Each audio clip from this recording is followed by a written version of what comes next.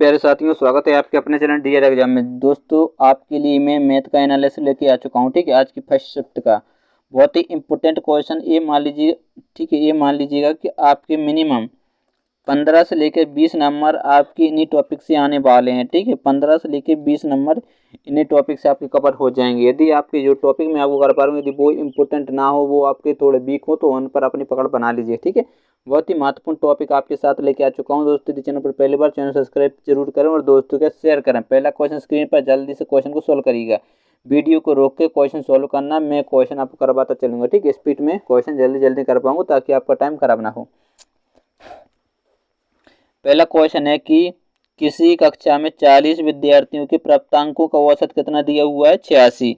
यदि 5 सर्वश्रेष्ठ प्राप्तांक हटा दिए जाएं तो एक अंक कम हो जाएगा। ठीक है, औसत अंक कितना हो जाएगा? एक कम हो जाएगा। तो तब 5 छात्रों के औसत अंक बताइए। ठीक है, तो सबसे पहले क्या दिया गया? 40 विद्यार्थियों के अंक दिए गए हैं। औसत कितने?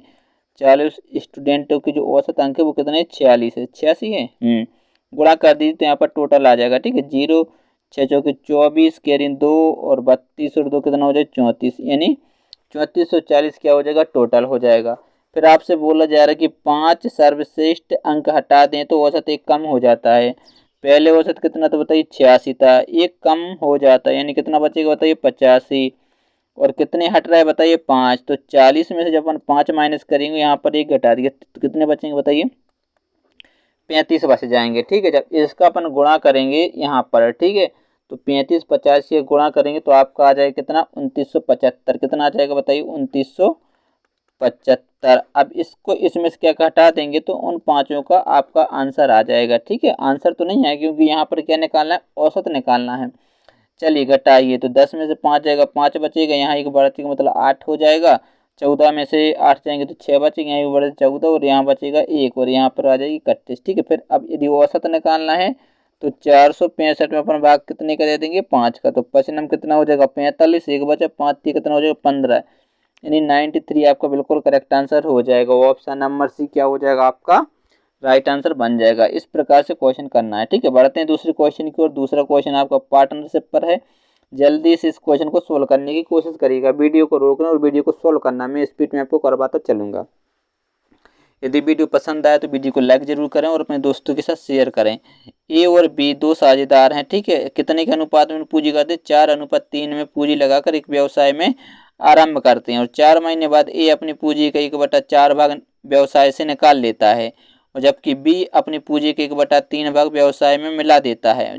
ठीक है, मतलब 4 ही महीने बाद ए यहाँ पर नोट करने वाली बात है। ठीक है, यदि वर्ष के अंत में उन्हें 18,900 रुपये का लाभ हुआ तो बताएं ए का हिस्सा क्या होगा? ठीक है, अब देखिए ए और बी जो अनुपात, उनकी जो पार्टनरशिप का अनुपात वह कितना है? 4:3 है। ठीक है, व्यवसाय में ए और बी क्या करते हैं? निवेश करते हैं और 4 महीने बाद ए अपनी पूंजी की 1/4 निकालता है। तो 4 महीने तक तो इन्होंने काम किया ही किया होगा कि नहीं किया होगा बताइए? तो ये इन्होंने कितना हो जाएगा? 16 और ये चढ़ती कितना हो जाएगा? 12। फिर ए क्या करता है? 1/4 भाग व्यवसाय से निकाल लेता है। अब 4 है, 4 का जब 1/4 निकालेगा तो 4 एकम 4, तो एक एकम एक मतलब 1 निकाल लेगा तो बचेगा कितना? 3 बचेगा। ठीक है, फिर बोला जा रहा है जबकि बी अपनी पूंजी के 1/3 भाग व्यवसाय में मिला देता है। अब देखिए 1/3 भाग और 3 है तो 3 एकम 3 मतलब 1 मिला देता है तो कितना हो जाएगा? 4। तो यहाँ उन्होंने 4 महीने काम किया तो बचे कितने? 8 महीने। तो 8 ये करेगा, 8 बी भी काम करेगा। करेगा कि नहीं करेगा? तो ए हो जाएगा 8 3 24 और ए हो जाएगा 8 चौके 32। तो इसमें अपन 24 को ऐड कर देंगे और इसमें कर देंगे अपन 32 ऐड कर देंगे तो टोटल एक साल की क्या निकल आएगी? उनकी इनकम निकल आएगी। ठीक है, पूंजी जो निवेश करते हैं वो निकल आएगा। तो ये आपको हो जाएगा कितना? 2 और 2 कितना हो जाएगा? 4। 3 और ये कितना हो जाएगा? 4। ठीक है, और ये हो जाएगा आपका 6 4 10 का सुना से लें 1 और ये 3 और 1 4 ये हो जाएगा। ठीक है, यहाँ से अपन इनका रेशियो निकाल सकते हैं 4 से काट के। ठीक है, 4 से इसको 4 से मतलब 4 से कटेगा कितनी बार? 10 बार। 4 एकम 4 4 एकम 4, तो ये कितना हो जाएगा? 21। 21 की वैल्यू यहाँ पर दे रखी है। उनका जो पूंजी का निवेश है 100 कितना बताइए? 189 18,900 है। ठीक है, तो यहाँ पर कितने गुना ज़्यादा है?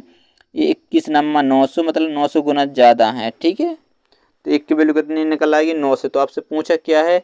ए का हिस्सा बताइए। आपसे जो पूछा गया है वो अपन को बता देना है, ठीक है। आपसे पूछा है कि ए का हिस्सा कितना होगा, तो ए का कितना है 10 और एक की वैल्यू कितनी निकल आई 900। तो ठीक है, ए बराबर अपन यहाँ से निकाल सकते हैं। तो ए बराबर आपका आ जाएगा कितना 9000, यानी ऑप्शन नंबर सी क्या हो जाएगा आपको बिल्कुल राइट आंसर हो जाएगा। इस प्रकार से क्वेश्चन को क्या करना था, सॉल्व करना था, ठीक है। कुछ क्वेश्चन में था नहीं, बिल्कुल इजी क्वेश्चन था, तो थोड़ी सी फ्रैक्शन थी तो बच्चे क्या हो जाते डर जाते हैं। तो ऐसे क्वेश्चन को देख के डरना नहीं, क्वेश्चन को सॉल्व करना है, आराम से सॉल्व होते हैं, ठीक है। अच्छा क्वेश्चन था। चलिए बढ़ते हैं अगले क्वेश्चन की ओर। अगला क्वेश्चन स्क्रीन पर है, जल्दी से इस क्वेश्चन का आंसर बताइएगा। देखते हैं इस क्वेश्चन का राइट आंसर कौन दे पाता है, ठीक है। स्पीड में आंसर देना है। क्या बोला जा रहा है आपसे कि एक सिनेमा टिकट की बिक्री 57.1/60% की वृद्धि की जाए, ठीक हो जाए, तथा टिकट के मूल्य में 16.2/3% की वृद्धि हो जाए तो राजस्व में प्रतिशत परिवर्तन क्या होगा।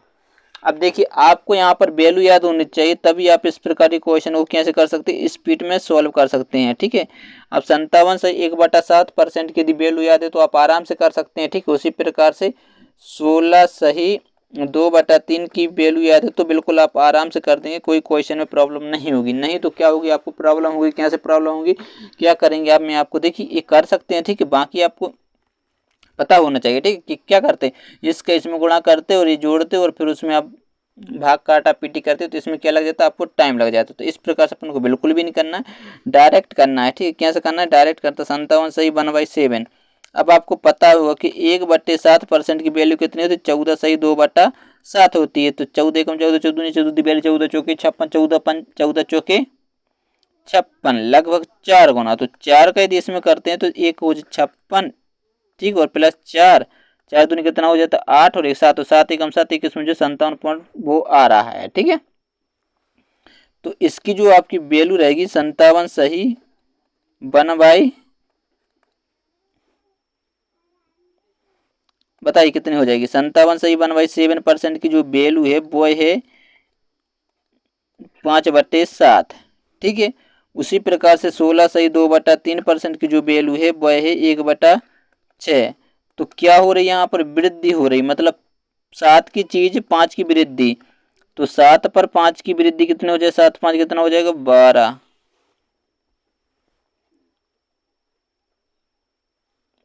14 चौके 14 पंचे 70 हो जाता, ठीक है। तो ये नहीं होगा क्योंकि 70 के लगभग आता, तो 57.1/7% है, तो मतलब इसकी हो जाती 4/7। और आपका 16 सही 2/3% है, तो इसकी वैल्यू कितनी थी बताइए 1/6। तो 7 से कितना बढ़ रहा है 4, तो कितना हो जाएगा 11। और यहाँ पर क्या हो रहा है 6 से 1 बढ़ रहा, 6 से 1 बढ़ रहा मतलब 1/16, ठीक है। कितना हो जाता 7। अब यहाँ क्या बोला जा रहा है कि कितना परिवर्तन होगा, तो इनका क्या हो जाएगा आपस में गुणा हो जाएगा। तो 6 7 कितना हो जाएगा 42 और 11 7 कितना हो जाएगा 77।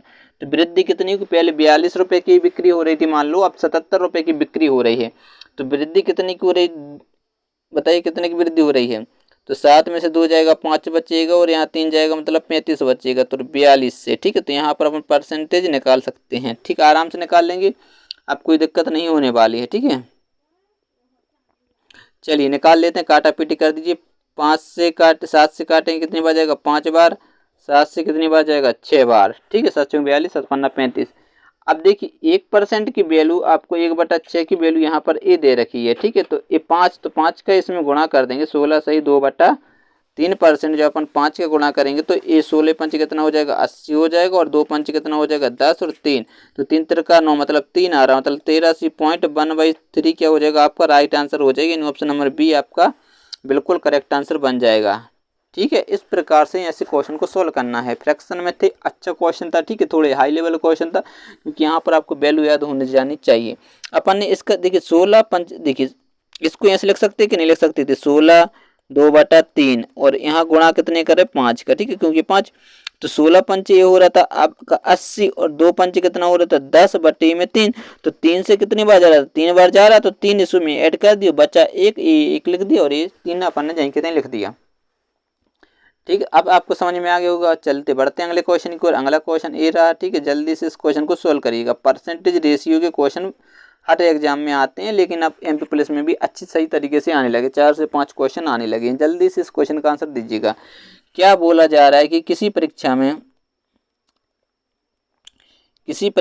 35% छात्र हिंदी में फेल हुए, 45% छात्र अंग्रेजी में फेल हुए और 20% छात्र दोनों विषयों में फेल हुए, तो उन छात्रों का परसेंटेज ज्ञात करें तो दोनों विषयों में पास हुए हैं। तो देखिए, सबसे पहले हिंदी में पास हुए, तो यदि देखिए फेल है तो अपन फेल का रेशियो बना लेते, ठीक है। तो फेल हिंदी में कितने हो रहे हैं, 35%, ठीक है। और फेल एक किस में हो रहे हैं, हिंदी में, और एक किस में हो रहे हैं, इंग्लिश में कितने हो रहे हैं बताइए, 45%। तो अपन इनको ऐड कर देंगे तो ये कितना हो जाएगा, 80, ठीक है। लेकिन यदि फेल जो आप देख पा रहे होंगे, हिंदी प्लस इंग्लिश में कितने हो रहे हैं, 20%। तो अपन इसको क्या करते हैं, माइनस करते हैं, तो 40% क्या हो रहे होंगे बताइए, पास हो रहे होंगे। तो यही अपन से पूछे, ऑप्शन नंबर डी आपका क्या हो जाएगा, बिल्कुल राइट आंसर हो जाएगा, ठीक है। यदि आप वेन डायग्राम से करते तो कुछ इस प्रकार से बनाते। देखिए ए यदि अपन इसको हिंदी मान लेते, ठीक है, और यहाँ पर मान लेते ए इंग्लिश, ठीक है। तो ए आपको कितना था, 35% था, और ये आपको कितना था बताइए, 45% था, ठीक है। और ए जो वैल्यू थी कितनी थी बताइए, 20। तो 20 अपन जब इसमें से घटाते तो कितना बचता बताइए, 15। और 20 जब अपन इसमें से घटाते तो कितने बचते बताइए,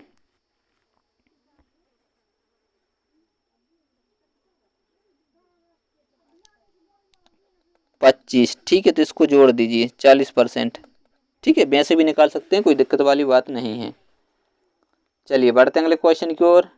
अगला क्वेश्चन है, इजी क्वेश्चन है, जल्दी से इस क्वेश्चन का सोल्व करिए, क्योंकि अभी तक सिक्कों वाले क्वेश्चन तो नहीं है, लेकिन आ सकते हैं, इसलिए मैंने एग्जाम में आपको ले लिए, क्योंकि ये पक्का है कि किसी न किसी शिफ्ट में ये क्वेश्चन आने ही आने हैं। अब एक बैग में सिक्के रखे हुए 50 पैसे के, ठीक है, और 25 पैसे के, 20 पैसे के, 5 पैसे के सिक्कों की संख्या बराबर है। कैसी है, संख्या बराबर है। कुल राशि 40 रुपये, प्रत्येक प्रकार के सिक्कों की संख्या क्या करना है, अपन को पता करनी है। अब राशि क्या है, बराबर है, किसकी राशि बराबर है, सिक्कों की राशि। तो देखिए 50 पैसे के सिक्के हो जाएंगे, ठीक है, और 25 पैसे के सिक्के हो जाएंगे, और 20 पैसे के सिक्के, और 5 पैसे के सिक्के, ठीक है। अब इनका क्या है, संख्या बराबर है, मतलब एक सिक्का ए होगा, एक सिक्का ए होगा, और एक सिक्का ए होगा, और एक सिक्का ए होगा, ठीक है। जब एक से एक सिक्के होंगे तो क्या होगा, एक सिक्का होगा तो 50 पैसे होंगे, और एक कितने होंगे बताइए, 25 पैसे होंगे, और ये कितने होंगे बताइए, 20 पैसे होंगे, और ये कितने होंगे आपके, 5 पैसे होंगे। इन सबको अपन क्या कर देंगे बताइए, ऐड कर देंगे, ठीक है। तो देखिए 50, 75, 80, 20 मतलब 100, 100 पैसे मतलब 100 यानी 1 रुपये। 1 रुपये की वैल्यू आपको दे रखी है 40। तो आप यही तो संख्या पूछी है, ऑप्शन नंबर एक क्या हो जाएगा, आपको बिल्कुल करेक्ट आंसर हो जाएगा, ठीक है। कितने हो जाएंगे सिक्कों की संख्या, प्रत्येक प्रकार के सिक्कों की संख्या 40 आपकी राइट आंसर हो जाएगा। अच्छा क्वेश्चन था। चलिए बढ़ते हैं अगले क्वेश्चन की ओर। अगला क्वेश्चन ए रहा, अनुपात का क्वेश्चन है, जल्दी से इस क्वेश्चन को सोल्व करिएगा। ABC वार्षिक जो आय है वह 1:3:7 के अनुपात में है, ठीक है।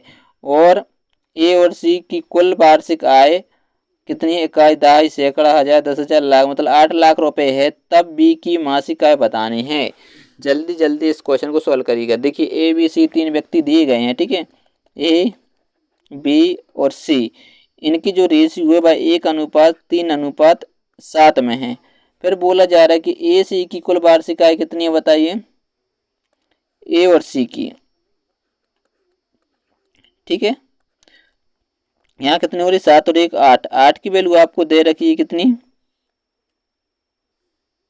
8 की वैल्यू कितनी बताइए, 8 लाख, कितने जीरो, 3 2 5 जीरो, ठीक है। तो एक की वैल्यू कितनी हो जाएगी, 1 लाख, ठीक हो जाएगी कि नहीं होगी। तो आपसे पूछे क्या है, बी की मासिक आय बताइए।